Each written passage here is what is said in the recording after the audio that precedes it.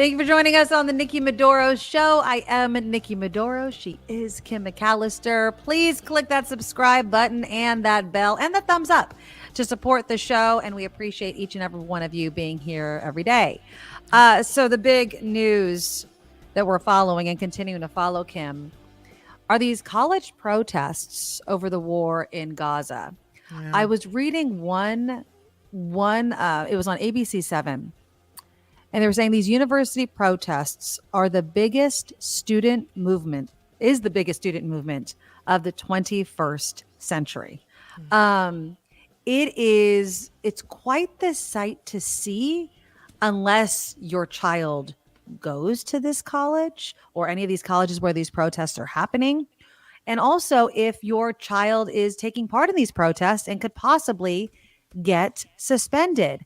Yesterday at 2:00, Columbia University was issuing an ultimatum: disband the encampments or face suspension. Arrests have been made. I don't know how many people have been, suspended or what's going to happen. But as we have this conversation, let us know in the live chat. Of course, we always go back and read the comments. I mean, should people who participate in these protests face the risk of suspension? Do you feel like that's a fair response from the college, given the issue at hand? Are there certain issues where, you should be shielded from this? I mean, there's not only protesters, but professors that are asking to be shielded. And then, of course, how do you feel if anybody is watching the show and knows somebody at these protests? How would you feel if your kid was there or even just went to the college?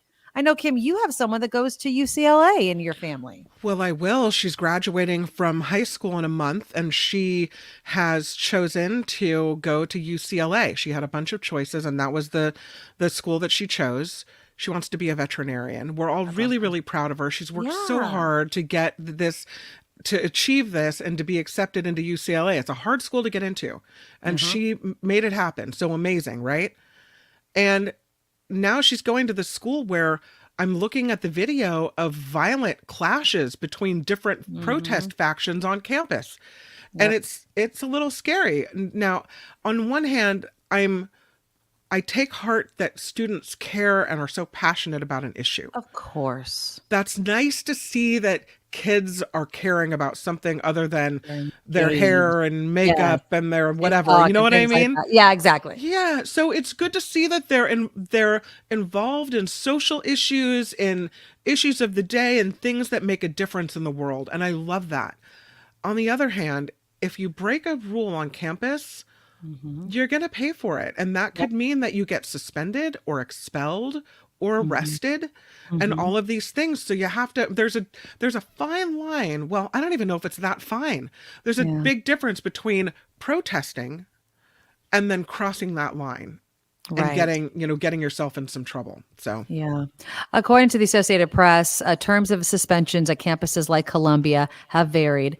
At Columbia and the Barnard College for Women, which is, I guess it's affiliated college, dozens of people have been arrested. They were arrested, but like 10 days ago. They've been barred from campus. They can't attend class. You were also mentioning before we hopped on the show, Cal Poly Humboldt, was it? Where they're locking down the college, right? Yeah. So now they say if you go to school at Cal Poly Humboldt, which used to be Humboldt State, they'd like you, if you live on campus, to stay in your dorm or as close to it as possible. The class work will be done remotely, at least for the rest of this semester. And they're basically closing down the campus. Other than the kids that live in the dorms there, they're still going to be living there, but they want you to stay as close to your dorm as you can. They don't want you walking around campus. They say it's not safe. So this whole thing is basically shut down Cal Poly Humboldt. Now I'm going to show this one video. I want to preface this video that I found it on X. It's been making the rounds. I always urge caution because this is not a news organization, but it does seem to be an example of what students are facing. Because remember, there's nothing wrong with protesting, of course. I mean, it's a constitutional right that we have in this country.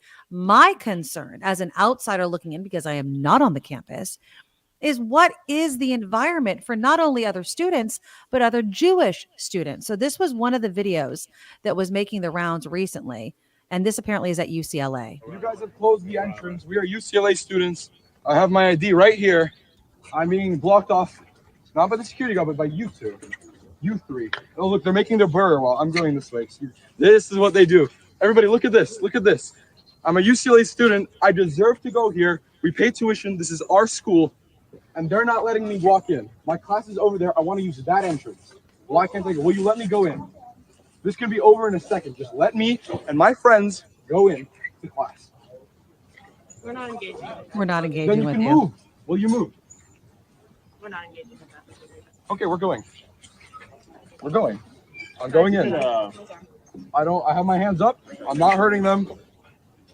You guys. And see, this is what I don't understand. And if somebody in the comments can explain it to me, it kind of makes my blood boil a little bit. Like, I understand that you want the university to divest. I understand that this is an issue that many people, it's not just a political issue, it's a very personal issue. There is no reason why they should be physically blocked. And we're not engaging. You are engaging, and I guess from an outsider's perspective, it doesn't seem right what they're doing, especially to students that just want to get an education, just want to go to class. I mean, at some colleges, their commencement could be off. They may not be able to graduate. And after COVID and how many things were taken from students because we were in the middle of a pandemic, I just feel and I hate to say this word because life's not fair, but it seems unfair that this group of people that have a valid cause, I'm not knocking the cause, are making a fundamental decision for other people that they either may not support or don't like the way it's being handled. And I don't know how, as a parent, I would feel if it was my child being directly impacted by this. Here's a question, though. If, and I know it's not right, okay, but if the young man who is trying to break through that line of protesters knows this is going on, right, and there's a different entrance to get in, and he could have avoided this whole confrontation and not have this, did he want to make that video, and is he angry enough that he's trying to make a point, right, or could he have just gone around and just bypassed bypassed the whole around, scenario? Though? I mean, I would say if he's like, the building is right there. I don't know how big the UCLA campus is, right? But you're going to make me, what if it's not? What if I have to go 10 minutes out of my way? I mean, it's not like it's an inconvenience. And I know that we could be like, who else is inconvenienced, Right. all kinds of people. Yeah. But I'm just saying, like, they're making other people engage with them over a protest. Sit-ins, things like that, but still allow people to move about as they normally would. You can protest, you could sit there, you can camp there, but now you are physically stopping me from my life. And that's what I kind of have a problem with. Well, what the issue aside, I have a problem with that. It's the same thing as stopping traffic on the Golden Gate Bridge or on 880 in Oakland. It's disrupting the business as usual. So they're disrupting the business as usual at UCLA, disrupting students, disrupting professors, disrupting what goes on the college campus. And they do that to make a point in a non-violent way, right? Is it annoying to everyone around them? Absolutely. Yeah. Should they do it? My personal feeling is no, although I get the argument for why they feel like if they just stood there on the sidelines, then no one's paying attention, right? They have to make a point. And I get that. Yeah. But on the other hand, it's, and the young man is not wrong. He's paying thousands, a lot of money, thousands and thousands of dollars to be a student at that campus, to use that campus and what have you. Yeah. But at the same time, when you're at a big university like that, I think you have to be a little bit sympathetic to protests and what's going on. That's part of college life and campus life, right? It is. But I don't think that's stopping anybody from going to, like, you can have a massive sit-in and your issue and your call to action should entice people, if they want to join the cause. But what in my opinion, what these people were doing and was an example of is now you want to impact my life. What if I don't agree with you? What if you could say we're not engaging? You are engaging. I'm not, seeking you out. You're blocking me. Now I want to play you a couple. Now these are some Bay Area professors kind of talking about this idea of this being the biggest student demonstration of the 21st century, but also the demands of these students and professors of universities to divest and whether or not that can actually be met by the universities. Here's a little bit from ABC7. While most colleges and universities will finish their academic year in the coming weeks, both Courtwright and Cohen say this issue does not appear as though it's going away anytime soon, both saying protester arrests seemed to ignite the movement, and both point to the Republican and Democratic national conventions that could be locations for major protests. Professors believe that these protester demands could be hard to come by. Trying to get universities to divest their holdings and companies that do business with Israel is problematic because over 30 states have laws against that. Courtwright believes that the calls of protesters being anti-Semitic are overblown, but also believes that the students need to do more to make it clear that they are against the initial attack by condemning Hamas. You need to build broad coalitions for movements to really be effective. And if you look historically, it's the ones that have the broadest support across the political spectrum. And this movement is still young. It hasn't done that yet, but I would hope that they could reach out and bring in a lot of the Jewish students who agree with them.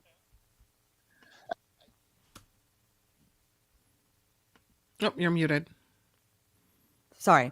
I think that's also the point. I think that, there's nothing wrong with wanting to support the Palestinians, not Hamas, but the Palestinians. Yeah. But what I feel like is there's a blurring of the line, right? That's been there from the very beginning because Hamas is so entrenched within the Palestinian community and literally their location, right? That it's hard for people to draw a firm line versus Israel, of course. Now, again, I don't know what it would take to divest from, certain corporations. There was another student, and I did want to play this for you as well, that was talking about, what exactly they want to see. And this was at Stanford University.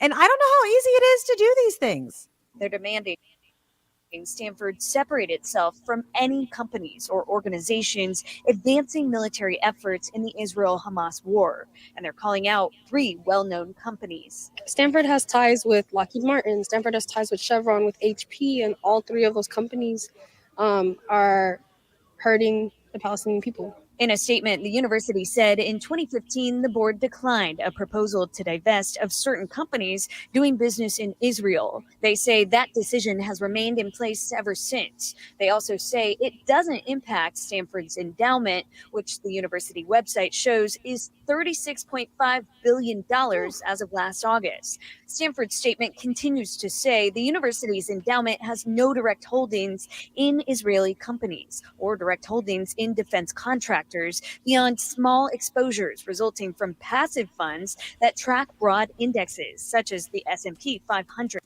And I would say that is a lot of companies and a lot of universities. I mean, when you make an investment, you put yourself, you do mutual funds or the S&P 500, whatever. And all of a sudden it's like, well, you have that there, so you must divest. It's like, it's not so simple. And so what?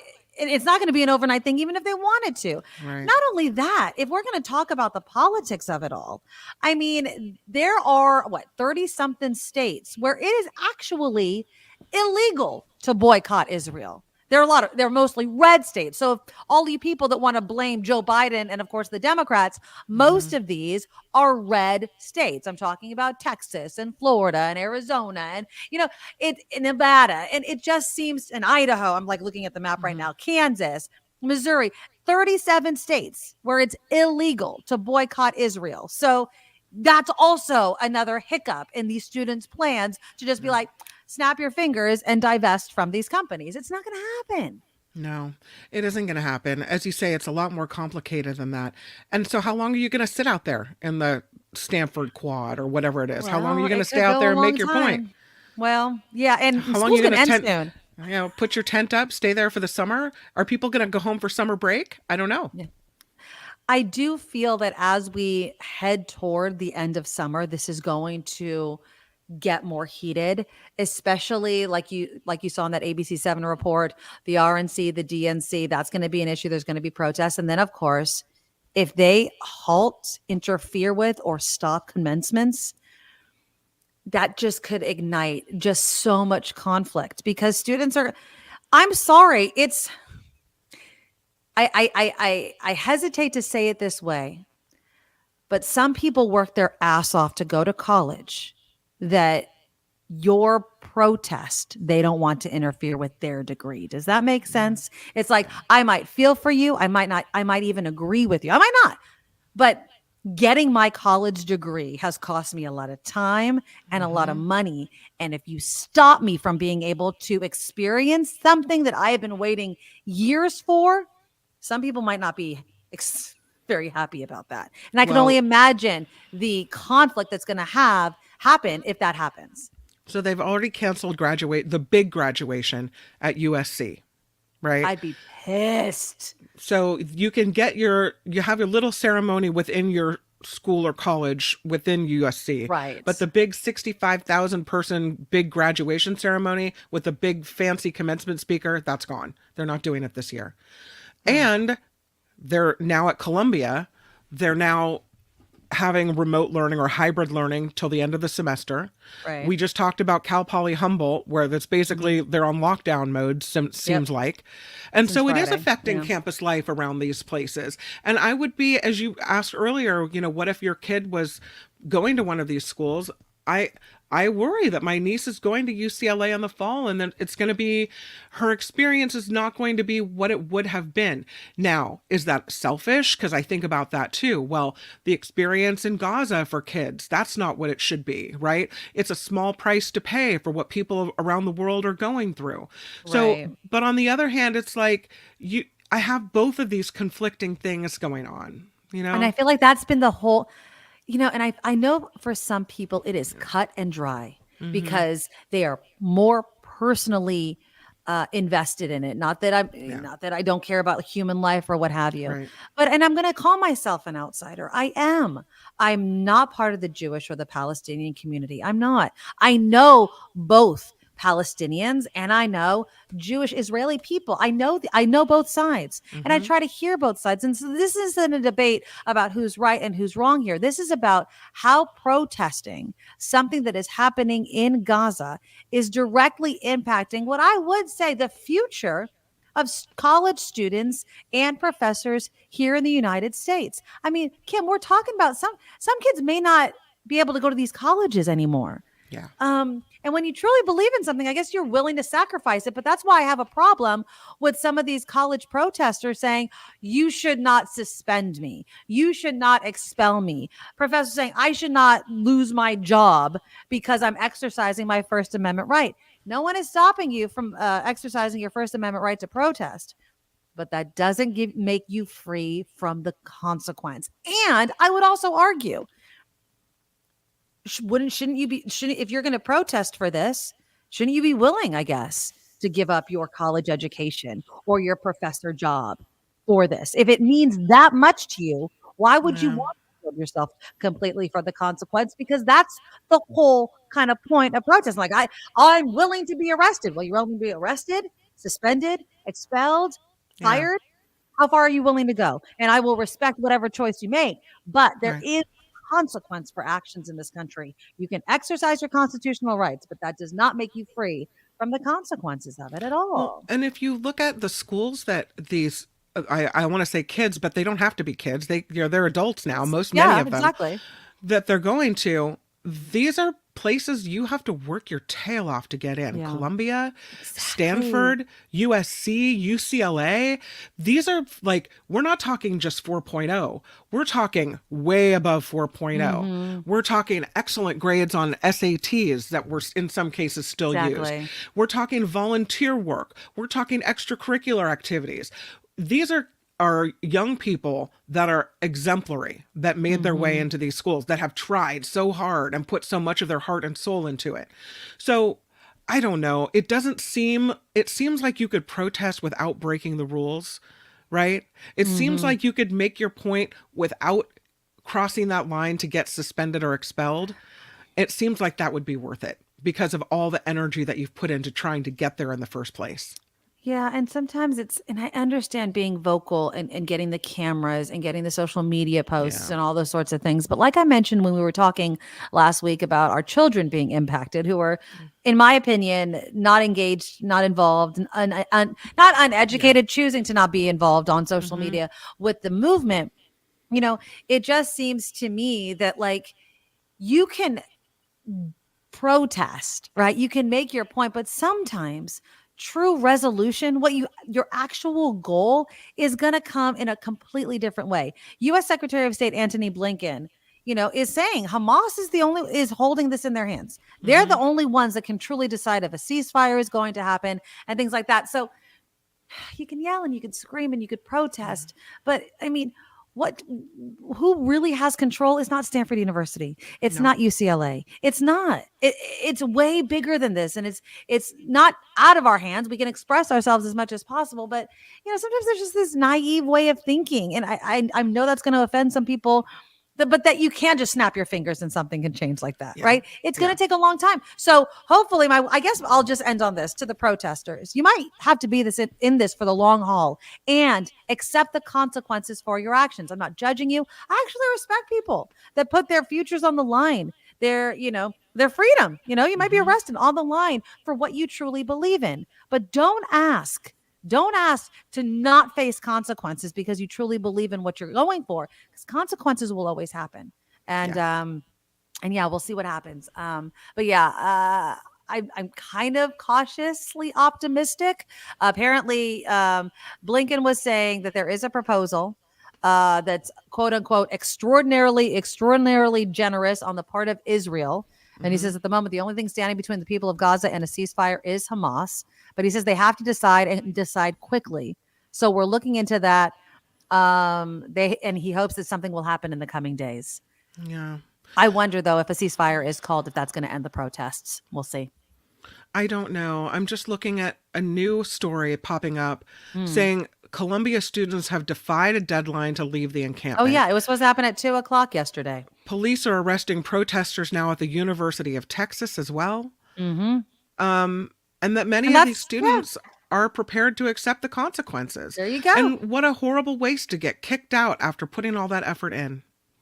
They don't see it as a waste. And, waste is in the eye of the beholder, Kim, right? I mean, they might truly feel like this is the only, true response. But again, sometimes I feel like we're showing our age, right? Yeah. This is the age where, and not that some people never lose it, right? You're idealistic. You think that it's supposed to be one way. And of course, and then and I don't mean this in a bad way, but then you grow up and you see how the world really works. You might want it a certain way, keep fighting to improve the world. But one naive thing is things don't happen overnight.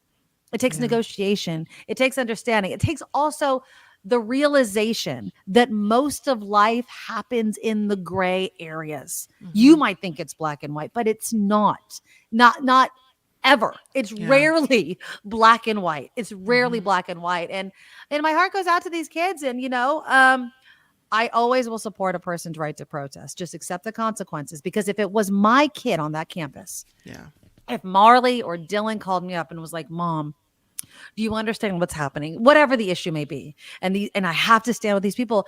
Go ahead, but understand that there is a consequence. And if you get suspended, I sure as hell ain't paying for another college, man. Like, you got to figure it out. You know what I mean? You have to figure it out.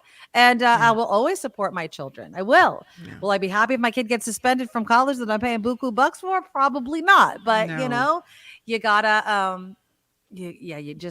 I just can't even imagine. I don't think their futures will be over. No, of course not. Maybe they move home. They do the first 2 years at the JC. Maybe they transfer to a different college. Yeah. Maybe what have you. It just won't be what they thought it was going to be.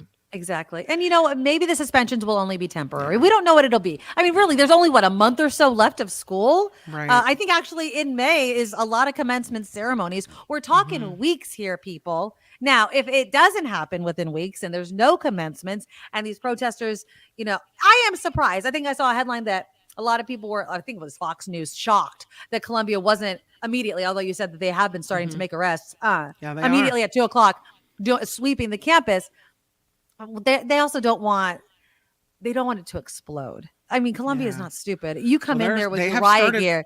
They have started, but you're not going to go in there with your riot gear, hopefully. Yeah. So do it in a smart way that doesn't, add even more fuel to the fire. Yeah. But if the rule is you got to be out, You got to be out or you're going to be arrested and suspended. And that's just the consequence. That is pretty much cut and dry. Speaking of Colombia, on the other side of all this, Right. there's a Jewish student who hasn't given their name, but Okay. they have filed a lawsuit now this week Ooh. saying that Colombia is failing to provide a safe learning environment for students during the ongoing pro-Palestinian demonstrations. Yeah. They say they want a class action status to this so that all the Jewish campus Wow. or anyone that feels unsafe can join in. And they say Colombia has become a place that is too dangerous for Colombia's Jewish students to receive the education that they were promised. So this could be a big lawsuit against the university. I would argue, what's the university supposed to do? They're trying to clear the protests out. They're making arrests. They're suspending students that have crossed the line.